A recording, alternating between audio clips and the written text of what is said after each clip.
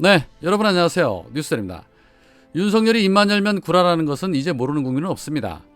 검찰총장 때부터 시작을 해서 지금까지 자기 입으로 내뱉은 말에 대해서 부정한 것이 한두 번이 아니고 이미 본인이 내뱉은 공약에 대해서도 수많은 공약들을 철회했기 때문에 입만 열면 구라라는 별명이 붙어서 윤벌구라는 별칭까지 나왔습니다. 윤벌구 정말 잘 어울리는 듯합니다.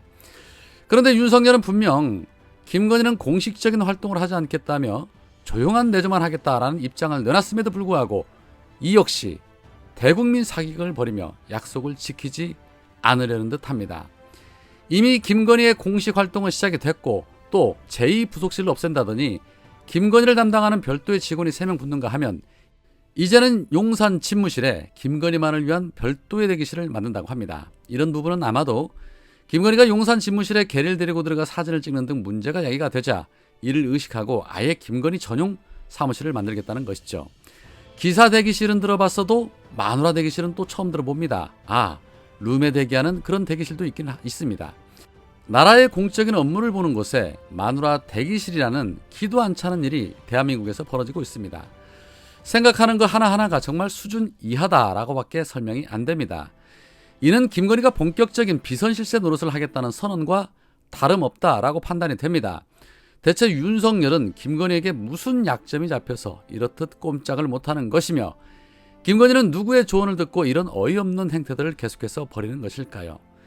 윤석열 측은 김건희가 대통령실에 오면 머무를 대기실을 만들었다. 5층 공간이 넓지 않아 이 공간 역시 좁다. 대기실 정도로 보면 된다.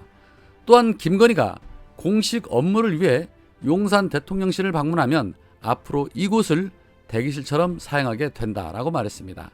즉 김건희의 본격적인 공개 활동을 선언한 것이지요. 제 아무리 법사의 도움을 받는다 한들 비선실세로 인해 국정농단이 생기면 어떤 일이 벌어지는지 이미 전전 정권에서 학습을 했기 때문에 보다 참다 안 되겠다 싶으면 그때는 국민들이 그냥 눈 뜨고 놔두지는 않을 것이다 라는 생각이 듭니다. 자, 오늘 현충일입니다. 현충일을 맞아 윤석열과 김건희가 국립현충원을 찾아 추념식에 참석해서 현충탑을 참배했습니다. 역시나 조용한 내조는 없었습니다. 이제 거의 모든 공식 일정에는 김건희가 참석을 하고 있습니다. 이날 열린 추념사에서 윤석열은 나라를 위해 헌신한 분께 경의를 표한다라고 말했습니다. 당연한 말이죠. 대한민국을 위해 순혈하신 그분들에게 당연히 경의를 표해야죠. 그런데 이것이 과연 나라를 위해 순혈한 일이라고 봐야 하는 것인지 의구심이 생기는 일이 생겼습니다. 지난해 서해상에서 월북하다 북한군에 피살된 월북 공무원 다들 기억하실 겁니다. 당시 군에서는 사실상 월북이라고 발표를 했었지요. 그런데 윤석열 정부가 들어선 이후 이 월북 공무원을 순직 처리하기로 했다는 충격적인 소식이 나왔습니다.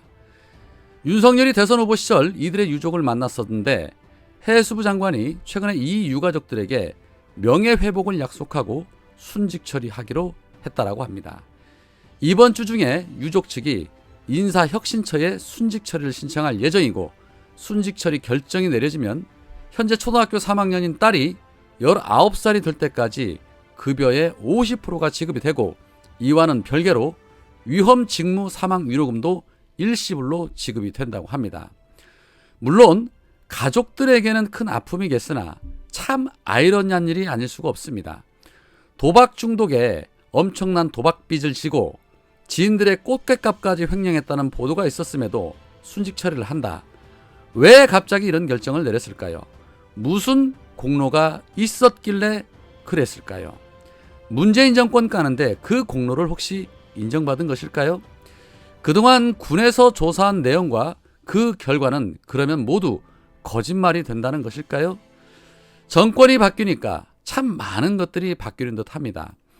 윤석열 정부 들어와서 비정상적이고 비상식적인 일들이 많이 벌어지고 있는데 속히 바로잡을 날이 왔으면 좋겠습니다. 참 세상 요지경 속입니다. 그런데 이 요지경 속 민주당 내도 마찬가지죠. 현재 이낙연계 수박 의원들의 노골적인 이재명 때리기와 적폐연합들의 이재명 때리기가 도를 넘어섰습니다.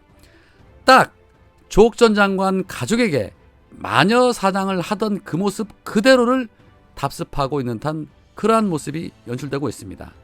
거기에 한술 더 떠서 신세계그룹 정용진 부회장이 또 자신의 인스타그램 계정에 이재명 후보를 겨냥한 듯한 사진을 올려 또다시 물의를 만들고 있습니다.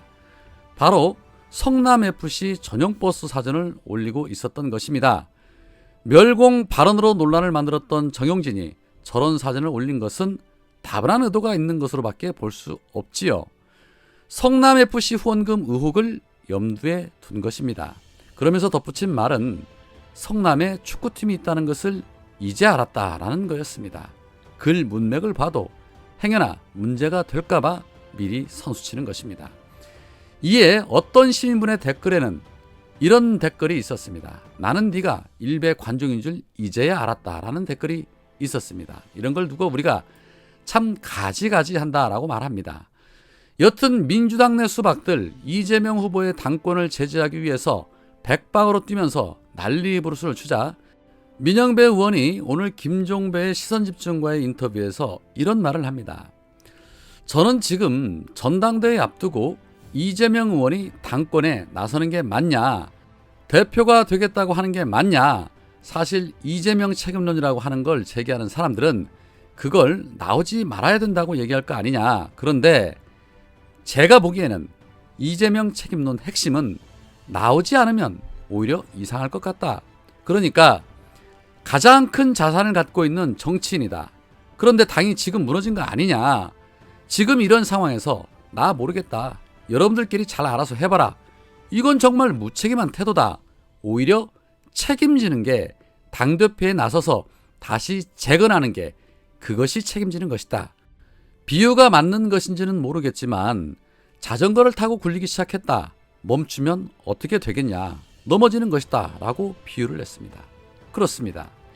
이재명은 쓰러져가는 민주당을 살리기 위해서 지지자들이 불러냈고 선거에도 출마를 했습니다. 그렇기 때문에 꼬린 지점을 향해 달려가는 이재명의 자전거는 여기서 멈추면 안 되는 것입니다. 민주당이 완전한 개혁 정당으로 거듭나고 기존의 더러운 기득권 정치를 벗어 던져버릴 수 있도록 끝까지 완주해서 국민들 앞에 기립박수를 받는 정당이 되도록 만들어야 합니다. 그것이 바로 지지자들이 원하는 것이고 국민들이 원하는 것입니다. 그 역할을 해낼 수 있는 자 이재명뿐입니다. 해서 우리 지지자들이 이재명을 불러낸 것이고 그 책임을 다하라고 주문하고 있는 것입니다. 그런데 주권자의 목소리는 내팽개치고 자기 밥그릇이나 챙기려는 추악한 의원들이 이렇듯 난리를 피우고 있는데 국민 이기는 정치 없습니다. 자중들 하시기 바랍니다. 그리고 대세에 따르시기 바랍니다. 오늘은 여기까지입니다. 고맙습니다.